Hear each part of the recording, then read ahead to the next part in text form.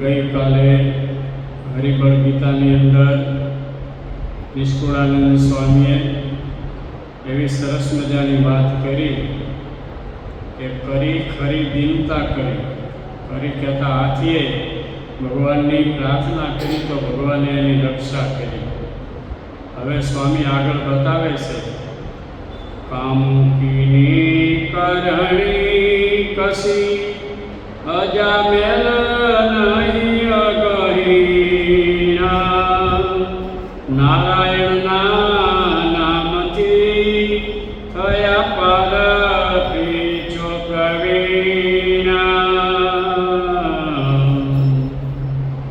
સ્વામી કહેશે કે કામુકી એટલે વેશ્યા. કામુકીની કરણી શું? એને શું કરણી કરી હતી? ન તો એને ભજન કર્યું, નહોતી માળા ફેરવી, તો સંત સમાગમ કર્યો, કાંઈ એને કર્યું નહોતું. અને અજામેલ નહીં અઘીણ, એટલે અજામેલ હતો એ પણ પાપ વિના નહોતો. અઘીણ એટલે પાપ વિનાનો નહોતો, એ પાપિષ્ટ હતો. પણ છતાંય સ્વામી કે એને હતે ભગવાનને પ્રાર્થના કરી અને ભગવાને એની ઉપર કૃપા કરી તો એ પાપમાંથી મુક્ત થયા. નારાયણના નામથી થયા પાર પીછો પ્રવીણ. એને નારાયણનું નામ લીધું, ભગવાનનું નામ જેપા, એના વડે કરી અને એ અભીણ થયા, પાપહીણ થયા અને એનો ઉદ્ધાર થયો. એવી રીતે સ્વામી વળી આગળ કહેશે, ત્રિલોકમાં તપાસતા નાવે નારાયણ નામ તુલ્ય, પતિતને પાવન કરવા એસે નિધિ અમૂલ્ય. સ્વામી કે ત્રિલોકમાં તપાસતા, 3 લોકમાં સ્વામી કે તપાસ કરી પણ નારાયણના નામ તુલ્ય કાંઈ છે નહીં. ભગવાનનું નામ છે, એના વડે કરીને જીવનનું આત્યંતિક કલ્યાણ થાય, મોક્ષ થાય, પાપમાંથી રહિત થાય, એવું ભગવાનનું નામ બળવાન છે. તો એ ભગવાનનું નામ આપણે હાલતા ચાલતા લઈએ ને તો એના વડે કરીને આપણા ઇન્દ્રિયો અંતકરણ શુદ્ધ થાય. ઇન્દ્રિયો અંતકરણ શુદ્ધ થાય તો આપણને સારા સાત્વિક વિચાર આવે. સાત્વિક વિચાર આવે તો ભગવાનનું ભજન કરવાનું મન થાય, કથા વાર્તા સાંભળવાનું મન થાય, સંત સમાગમ કરવાનું મન થાય, ભગવાનના દર્શન કરવાનું મન થાય, ભગવાનની કોઈ નાની મોટી સેવા હોય તો એ સેવા કરવાનું મન થાય. પણ એ ક્યારે થાય? કે આવી રીતે ભગવાનનું નામ લઈ અને ભગવાનના નામનો મહિમા જાણ્યો હોય તો થાય. તો સ્વામી કે આ બધા આવા પાપિષ્ટ હતા, આ લોકોનું કાંઈ એવું પુણ્ય હતું નહીં, એવી કંઈ કરણી નહોતી, પણ છતાંય નારાયણના નામથી બધાયનો ઉદ્ધાર થયો. તો સ્વામી કે અમે ત્રિલોકમાં તપાસ કરી પણ નારાયણના નામ તુલ્ય કોઈ આવે નહીં.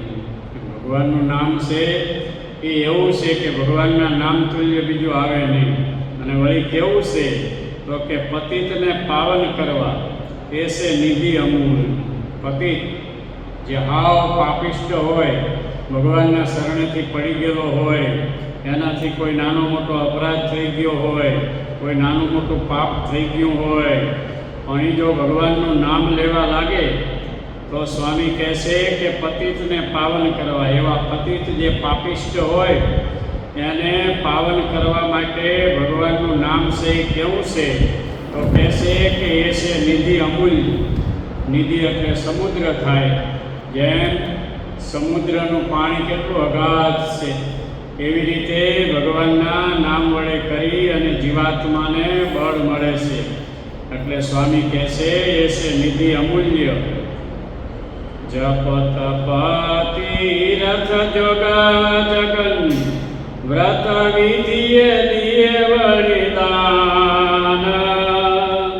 નિષ્કુળાનંદ નારાયણના નાવે નામ સમાન. સ્વામી કહેશે કે જપ કરે, તપ કરે, તીર્થ કરે, જોગ કરે, મોટા જગન કરે અને વળી વ્રત વિધિએ દે દાન. સ્વામી કહેશે કે જે પ્રમાણે વ્રત એટલે જે પ્રમાણે નિયમ બતાવ્યા હોય એ પ્રમાણે દાન દે. પણ છતાંય સ્વામી કહેશે કે નિષ્કુળાનંદ નારાયણના નાવે નામ સમાન. સ્વામી કે જપ કરે, તપ કરે, તીર્થ કરે, જગન કરે, વ્રત વિધિએ દે દાન. જે પ્રમાણે આપણે કથા સાંભળતા હોય એ કથામાં જે કાંઈ વિધિ આવે કે ભાઈ ગાયનું દાન કરવું જોઈએ, સુવર્ણનું દાન કરવું જોઈએ, ભૂમિદાન કરવું જોઈએ, અન્નનું દાન કરવું જોઈએ, એ જે કંઈ બતાવેલું હોય એ પ્રમાણે વ્રત વિધિએ કરી અને દાન કરે. પણ છતાંય સ્વામી કહેશે કે નારાયણના નામ સમાન કંઈ આવતું નથી. એટલે ભગવાનનું નામ છે ને એ વિના મૂલ્યે લેવાય. એમાં એક પૈસાનો ખર્ચ નહીં. હાલતા ચાલતા હરેક ક્રિયામાં ભગવાનનું સ્મરણ કર્યા કરે અને ભગવાનનું નામ રેટા કરે તો સ્વામી કહે આ બધું જે કાંઈ છે તમે જપ કરો, તપ કરો, તીર્થ કરો, જોગ કરો, જગન કરો, વ્રત વિધિએ દો દાન, એનાથી ઉત્તમમાં ઉત્તમ કોઈ હોય તો ભગવાનનું નામ છે. અને વળી પાછું મફત, એક પણ પૈસાનો ખર્ચ નહીં. પણ છતાંય આ જીવાત્માની અવળાઈ એવી છે ને કે ભગવાનનું નામ લેવું હોય તો ન લઈ શકે. બાકી ન કરવાનું એ જીવાત્મા ઘણું બધું કરે. પણ જ્યારે ભગવાનનું નામ લેવાનું થાય ત્યારે જીવને આળસ થાય, પરમાદ થાય, અગાસું આવે, ઊંઘ આવે. એટલે કીધું છે કે માખી ચંદન પર હરે દુર્ગંધ હોય ત્યાં જાય. અભાગી નરને ભક્તિ ન ભાવે, આ ઊંઘે ને આ ઉઠી જાય એમ કીધું.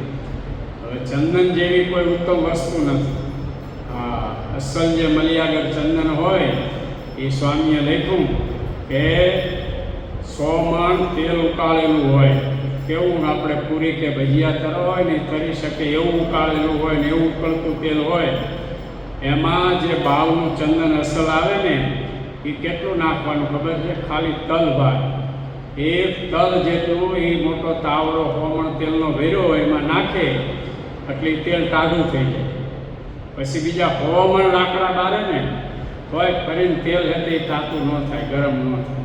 એટલે સ્વામી કહે તલભાર તાતા તેલમાં ફરી તેલ તાતું ન હોય. સંત પારસ ચંદન બાવન ફરીની તેલ હતે ગરમ ન થાય, હોમણ લાકડા બારે તોય એવો એ ચંદનનો ગુણ છે. પણ છતાંય કહે છે કે માખી ચંદન પર હરે. આ માખી છે ને એ ચંદનનો ત્યાગ કરી દે અને દુર્ગંધ હોય ત્યાં જાય. જ્યાં કાંઈ ગંધાતી વસ્તુ હોય, દુર્ગંધવાળી હોય, ત્યાં જઈને માખી દે. એવી રીતે સ્વામી આપણા જીવાત્મા ઉપર કહે છે કે માખી ચંદન પર હરે દુર્ગંધ હોય ત્યાં જાય. અભાગી નરને ભક્તિ ન ભાવે, કાં ઊંઘે કાં ઉઠી જાય. આ તો બેઠો બેઠો આમાં ડોલા ખાધા કરે. કારણ કે એને ભગવાનની કથામાં રસ જ નથી. જો એને હતે જગતની વાતમાં રસ આવે છે, એવો જો એને ભગવાનની કથામાં રસ આવતો હોય તો સરસ મજાના ભગવાનના લીલા ચરિત્ર થતા હોય, ભગવાનની કથા થતી હોય, એમાં દોડું શેનું આવે? એક એક શબ્દ હતે કથાનો નીકળતો જાય, એ એક એક શબ્દને ઉતારતો જાય અને ઇન્દ્રિયો અંતકરણ સુધી પહોંચાડી દે તો એને સાક્ષાત્કાર થઈ જાય. એવી રીતે સ્વામી કહે છે કે ફરી તેલ થતું ન હોય, ફરીની તેલને ગરમ કરવું હોય તો થાય નહીં. હવે એવો એ મલિયાગર જે ચંદન છે ભાવનું, એનો એવો ગુણ છે, પણ એ કોને ફાવે? તો કે અભાગી નર હોય એ ઊંઘે ને કાં ઉઠી જાય, એને હાથે ભગવાનની ભક્તિ ન ભાવે. પણ જેને ભગવાનની ભક્તિ ભાવે એનું કામ થઈ જાય. આગળના હાથે પરોક્ષના ભક્ત આપણે જોઈએ, નરસિંહ મહેતા, મીરાબાઈ, તુકારામ, પછી મહારાજ સમકાલીન હાથે દાદા ખાચર, જીણાભાઈ, પર્વતભાઈ, ગોરધનભાઈ, અલૈયા ખાચર, સુરા ખાચર, સોમલા ખાચર આદિ ઘણા બધા હાથે પર્વતભાઈ આદિ બધા ભક્તો થઈ ગયા. એક એકના જીવન ચરિત્ર તરફ આપણે જોઈએ ત્યારે આપણને એમ થાય કે ભગવાનને રાજી કરવા, ભગવાનને વશ કરવા માટે કેટલો એને દાખલો કર્યો. વઘાડી ગામના આંબા શેઠ હતા, પોતે વણિક હતા, વાણિયા હતા, પણ એને ભગવાનનો મહિમા સમજાણો તો રોજ હતે સાંજે દાંતણ સરસ મજાનું લીલું બાવરનું કાપી આવે. એ દાંતણ લાવી અને ઘેરે હતે આમ એલચીવાળું પાણી રાખે. એ એલચીવાળા પાણીમાં આખી રાત હતે એ દાંતણને બોરી રાખે. પછી સવારમાં વહેલા ઉઠી નાહી ધોઈ પૂજા કરી અને હાથમાં માળા લઈ અને એક હાથમાં દાંતણ લઈ અને સ્વામિનારાયણ સ્વામિનારાયણ સ્વામિનારાયણ ડગલે ડગલે આમ કરતા જાય, માળા ફેરવતા જાય. એ ગઢપુરથી ગઢાડી 3 ગાઉ છે. રોજ વહેલા ઉઠી નહીં ધોઈ પૂજા પાઠ કરી અને એ દાંતણ લઈ અને ત્યાં અક્ષર ઓરડી આવે. મહારાજ પોઢ્યા હોય એ અક્ષર ઓરડી આવી પ્રભાતિયું બોલે. મહારાજ જાગે, પછી મહારાજને દાંતણ આપે, પછી મહારાજ એ દાંતણથી મુખમંજન કરે અને મહારાજ એટલે એ મુખમંજન કરી લીધા પછી જે દાંતણની ચીર હોય ને એનાથી ગુલ ઉતારે. પછી હતે એ આંબા શેઠ જે પ્રસાદીના દાંતણની ચીર હોય ને એ ધોઈને પાછા લે. એવી રીતે એમને હતે કેટલી બધી હતે ભારો ચીરું ભેગી કરી. પછી કોઈ સંતો હરિભક્તો જાય અને કહે કે ભગવાન તમને એકાદી ચીર પ્રસાદીને આપો ને કાયમ અમને દર્શન થાય, લઈ જાઓ કહેશે. એમ કરી કરીને કેટલાય સંતો અને ભક્તોને એમને આપી દીધી ને એમના પરંપરામાં હતી તો એમને આપી દીધી. થોડીક પોતે પ્રસાદી પૂરતી રાખી. હવે કેટલું ભગવાનનું માધ્યમ હોય ત્યારે થાય. ને તે નિંદર તો ભાઈ બધાને વાલી હોય, પણ છતાંય નિંદરનો ત્યાગ કરી, આળસ પ્રમાદનો ત્યાગ કરી અને ભગવાનને રાજી કરવાને વાસ્તે 3 ગાઉથી રોજ દાંતણ લઈને આવે. આ કંઈ નાની સેવા કહેવાય? આપણે ગઢપુરની બાજુમાં માંડવધાર ગામ છે. એ માંડવધારના પરસોત્તમ બાપા હતા. હમણાં ધામમાં ગયા. પેલા દેવજીભાઈ ઘણી વખત અહીંયા આવે છે, રસનું બધું કામ કરે છે, કેરીના રસનું. એમના પિતાશ્રી 6 થી 7 વખત તો ચાલતા જગન્નાથપુરી ગયા, છપૈયા કેટલી વખત જયા. પછી ઉપર જે 4 ધામ છે, બદ્રીનારાયણ, કેદારનાથ, ગંગોત્રી, જમનોત્રી, એ ચાલતા કરી આવ્યા છે. અને પછી હતે બસ ભજન જ કરતા.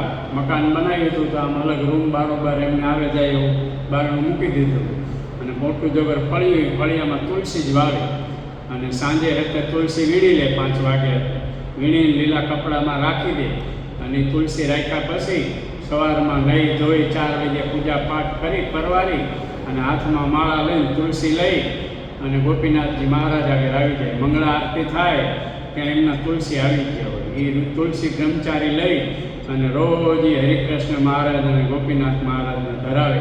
પોતે જીવા ત્યાં સુધી હતે એમને આ કાર્ય થયું. વિચાર કરો. હવે એને પછી હતે ભગવાન તેડવા ન આવે, એનું કદી અકલ્યાણ થાય. એમ સહેજ પણ કર્યું હોય ને તોય નથી જતું. તો આ તો ભગવાનને અર્થે હતે તન મન ધન સર્વસ્વ અર્પણ કરી દીધું હોય, એનું કરેલું કદી અલેખે ન જાય. એમ ભગવાને આપણને બધી રીતે અનુકૂળતા અને સાનુકૂળતા આપી છે, પણ છતાંય આપણે આળસ અને પરમાદ રાખી અને જો મેહ નિંદ્રામાં એમનું સૂઈ રહી તો એ મોહ નિંદ્રાનો ત્યાગ ન થાય તો ભગવાન રાજી કેવી રીતે?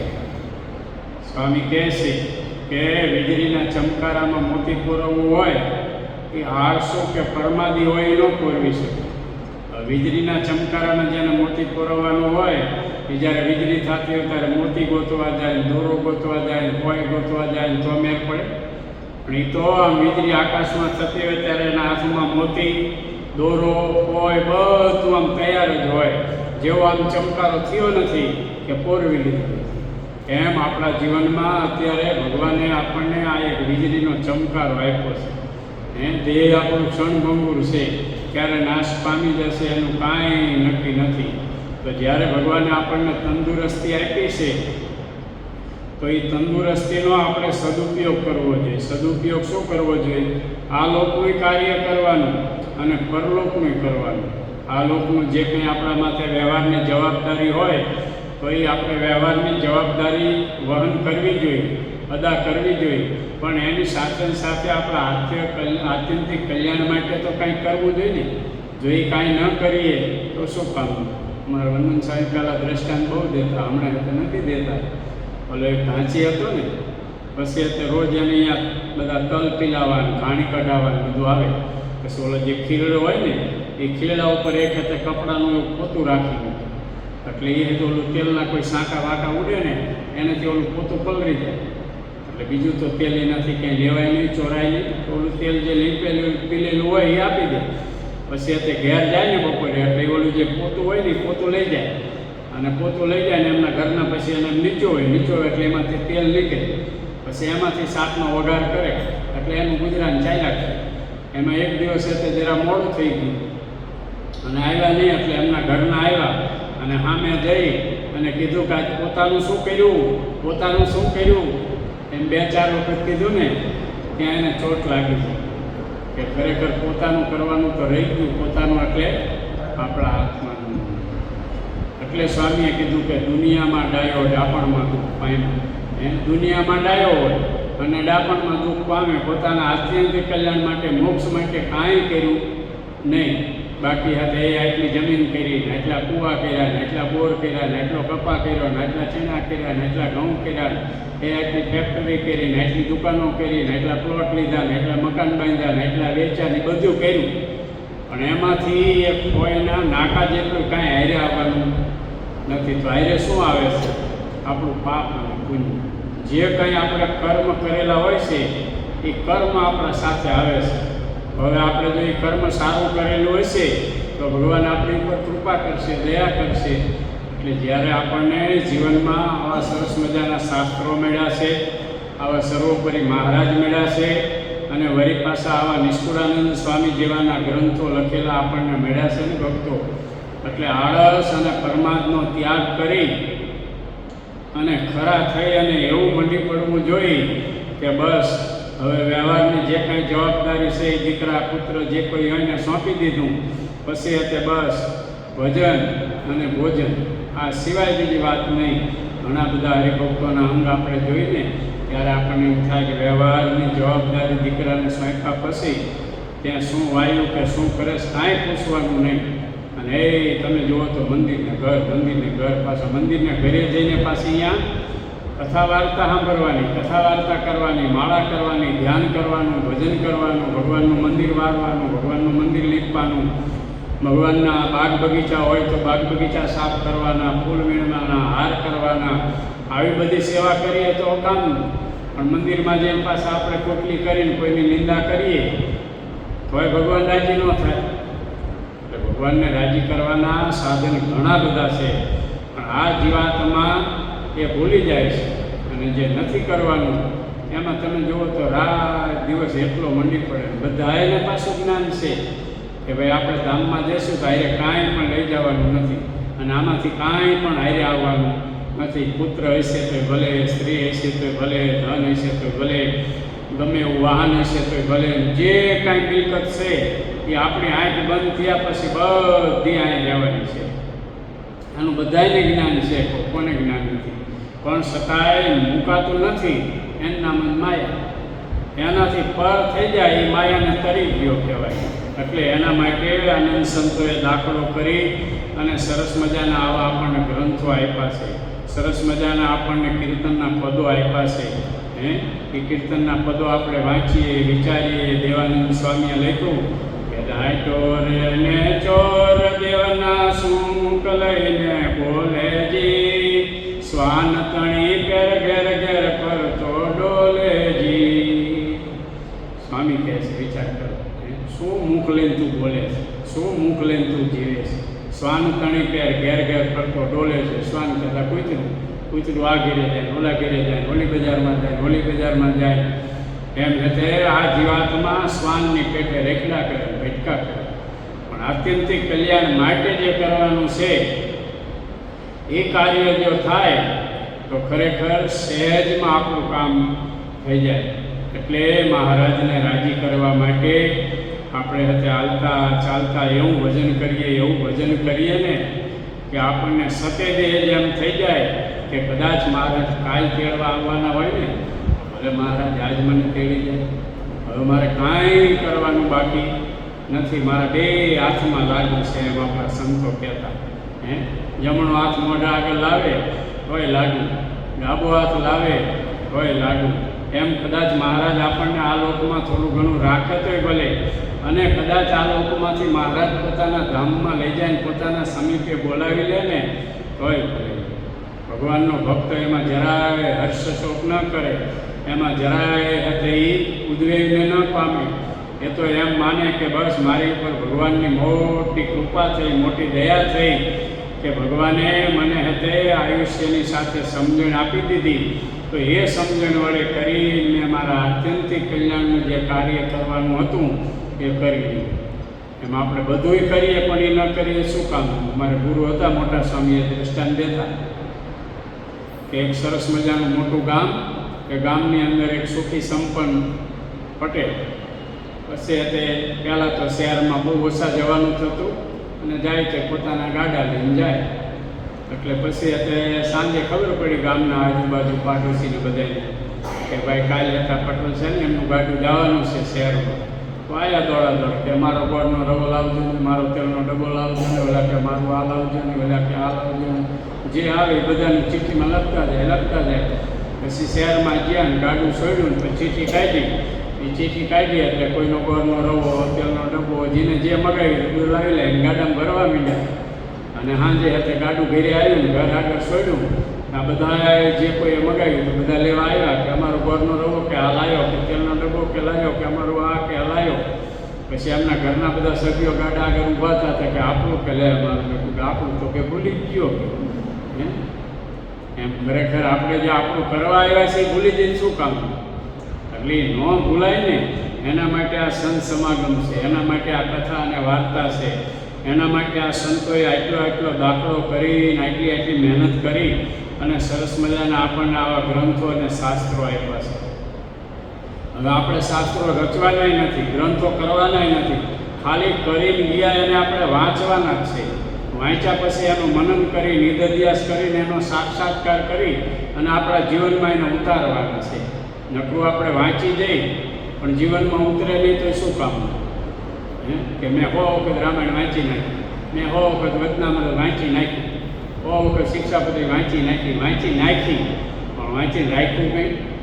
એમાંથી એકાદો શબ્દ જો આપણા જીવનમાં ચરિત્રાર્થ બની જાય અને એ પ્રમાણે આપણે જીવન જીવવા લાગીએ ને તો મહારાજ આપણી ઉપર રાજી થાય. માત્ર શિક્ષાપત્રી એટલે 212 શ્લોકની નાની એવી મહારાજે આપણને શિક્ષાપત્રી આપી.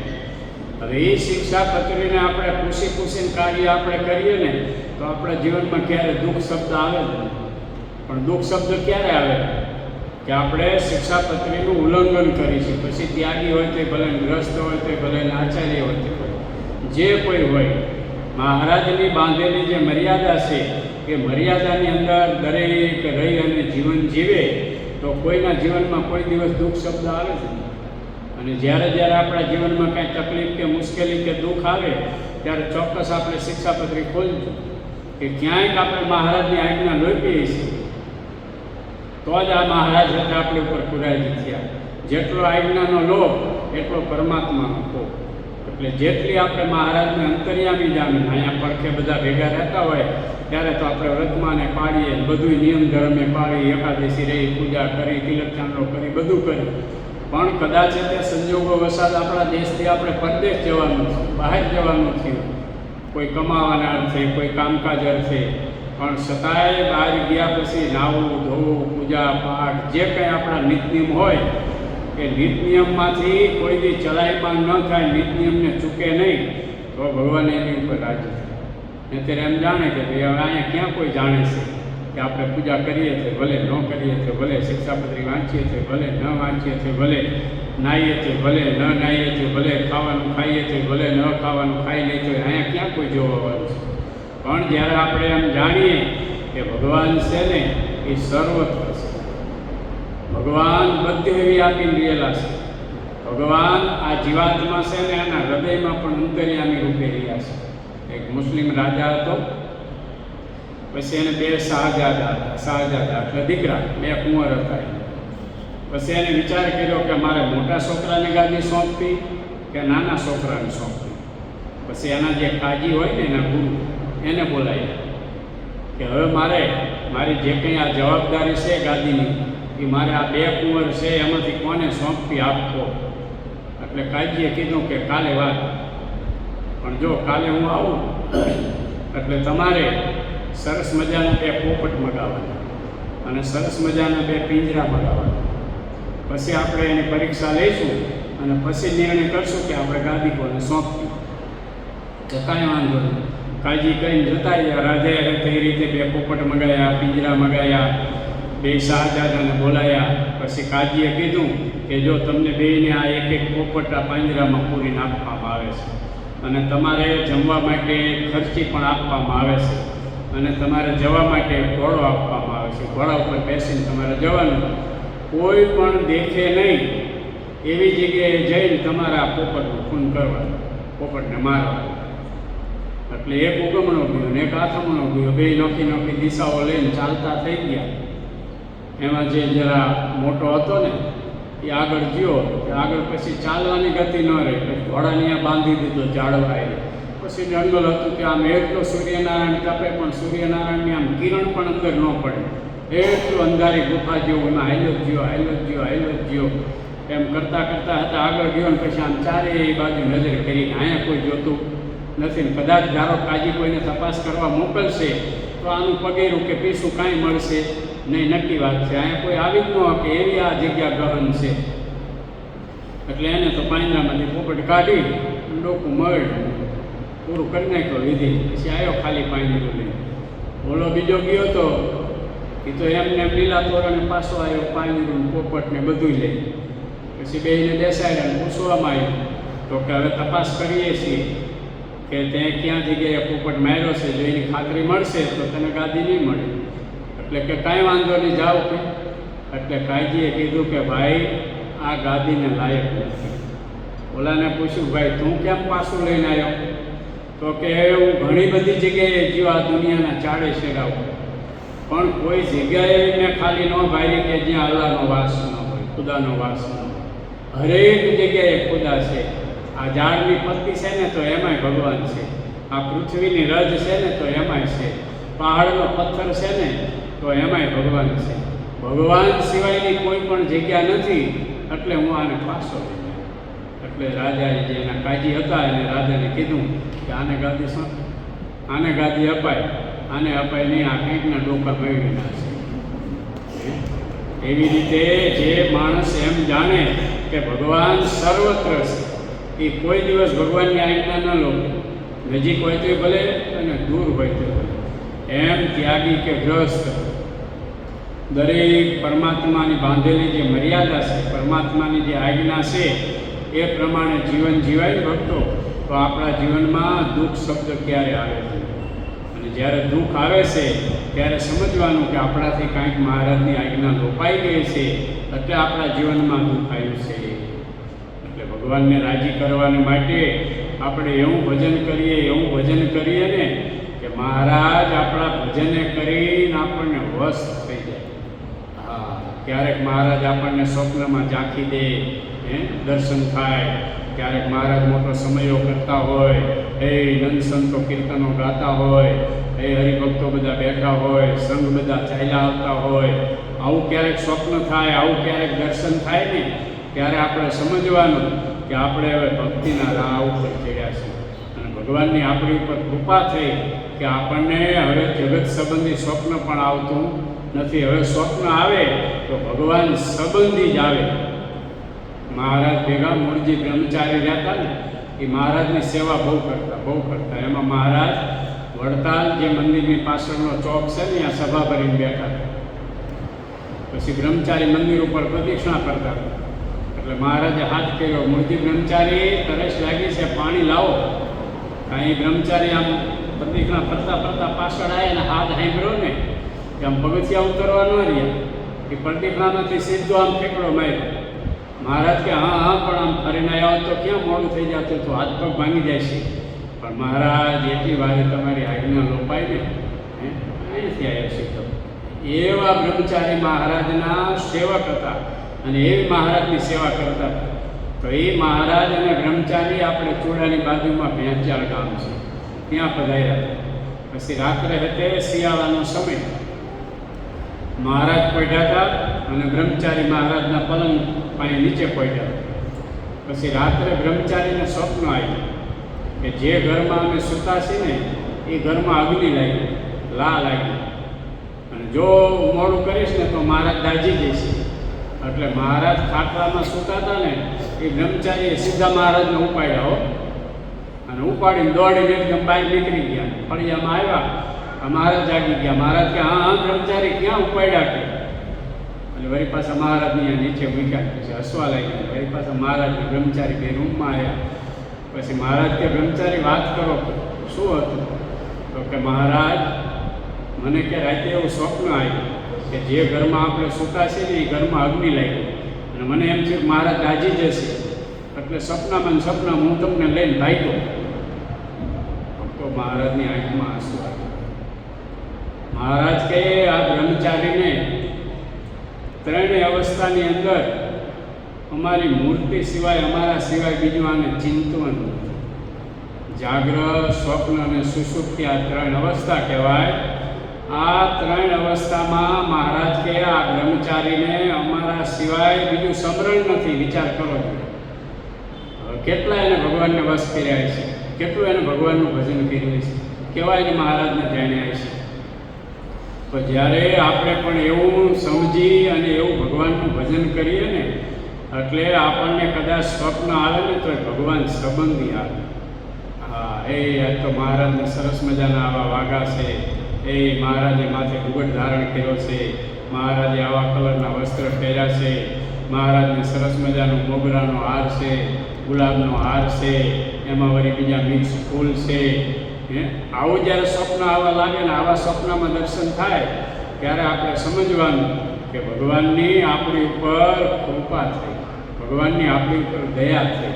પણ એ દયા ક્યારે થાય કે આપણે હાલતા ચાલતા આમાં એટલું બધું રટન કરી નાખ્યું હોય ને કે કદાચ આમ શીખ આવે ને તો સ્વામિનારાયણ શબ્દ નીકળે, બગાસું આવે તો સ્વામિનારાયણ નીકળે, હાયલા જતા હોય રસ્તામાં આમ કદાચ ઠેસ આવી જાય ને તો સ્વામિનારાયણ એવો ઉચ્ચાર થાય. પણ એ સિવાય હતો બીજો ઉચ્ચાર આ જીભ વડે કરીને થાય નહીં. એવું જ્યારે ભગવાનનું ભજન થાય ત્યારે એ ભગવાન છે ને ભક્તને વશ થઈ જાય. પછી ભક્ત જ્યાં જાય ત્યાં ભેળી ભગવાનની મૂર્તિ જાય અને જેટલું કામ ભગવાન વતે થાય એટલું જ ભગવાનના ભક્ત વતે પણ થાય.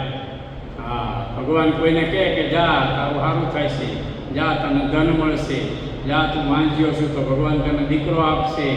એવી રીતે એ જે ભગવાનનો એકાંતિક ભક્ત હોય એ કોઈને આશીર્વાદ આપે ને તો એટલા જ કામ એના આશીર્વાદ કરે. જેટલા ભગવાનના આશીર્વાદ કામ કરે અને કૃપા કામ કરે એટલું જ કામ કરે. પણ એ ક્યારે કરે કે અખંડ મહારાજને ધરી રહ્યા હોય ને અખંડ મહારાજની જે કંઈ આજ્ઞા છે એના ઉપર અનુસંધાન હોય કે મારાથી મહારાજની કંઈ આજ્ઞા તો નથી લોપાતી, મહારાજે બાંધેલી મર્યાદા એ તો મારાથી નથી લોપાતી ને. એમ ત્યાગી અને ગ્રસ્ત બે એ વાતનું અનુસંધાન રાખે તો વાંધો ન આવે. એટલે તુલસીદાસે કીધું કે પરધન પથ્થર જાણે પરસ્ત્રી માત સમાન, ઇતના સે હરી ન મિલે તો તુલસીદાસ જમાન. તુલસીદાસ કહે છે કે ભગવાનને મેળવવા માટે આટલું જ કરવાનું છે. કેટલું કે પરધન પથ્થર જાણે, કોઈનું ધન પડ્યું હોય ને આપણે રસ્તામાં આયલા જતા હોય, કોનું હોય તે ભલે, ધન હોય તે ભલે, જે હોય, પરધન પથ્થર જાણે કે ભાઈ પથ્થરને આ બે હકું જ છે, આમાં કાંઈ છે નહીં. એટલે એવી રીતે પરધન પથ્થર જાણે, પર સ્ત્રી માત સમાન. અગ્નિની સાથે જેની સાથે 4 ફેરા ફેર્યા એ આપણી પત્ની, એ અર્ધાંગ, એની સાથે વ્યવહાર. અને બાકી આ જગતમાં જે કોઈ સ્ત્રીઓ છે આપણાથી મોટા હોય તો એ મા સમાન છે, આપણા સમાન હોય તો આપણી બેન છે, અને આપણાથી નાના હોય તો આપણી દીકરી સમાન છે. એટલે તુલસીદાસે કીધું પરધન પથ્થર જાણે પર સ્ત્રી માત સમાન, ઇતના સે હરિ ન મિલે તો તુલસીદાસ જમાન. આટલું કરવાથી તુલસીદાસ કીધું એને ભગવાન ન મળે તો એનો જામીન હું વિચાર કરો છો. પણ કઠિન કાર્ય છે. કેવું કઠિન કાર્ય છે કે કોયલાની ખાણ હોય, કોલસાની ખાણ, એમાં હાથે સફેદ લુગડા પહેરવા અને કામ કરવાનું, અને ક્યાંય એ સફેદ લુગડામાં ડાઘ નહીં પડવા દેવાનો. બને ગમે એટલી કાળજી રાખી, ગમે એટલું ધ્યાન રાખી, પણ હવે ક્યાંય તો આમ એમ આ સંસાર રૂપી હે ને આ કોલસાની ખાણ છે, એમાં આપણે હતે ગમે એટલું ધ્યાન રાખીએ ને તો જીવનમાં ક્યાંય કલંક, ક્યાંય ડાઘ લાગી જાય, પણ ન લાગે એના માટે આ કથા અને વાર્તા છે, એના માટે આ સંત સમાગમ છે, એના માટે આ હરિબળ ગીતા છે, એના માટે આ નિષ્ઠુરાન કાવ્ય છે.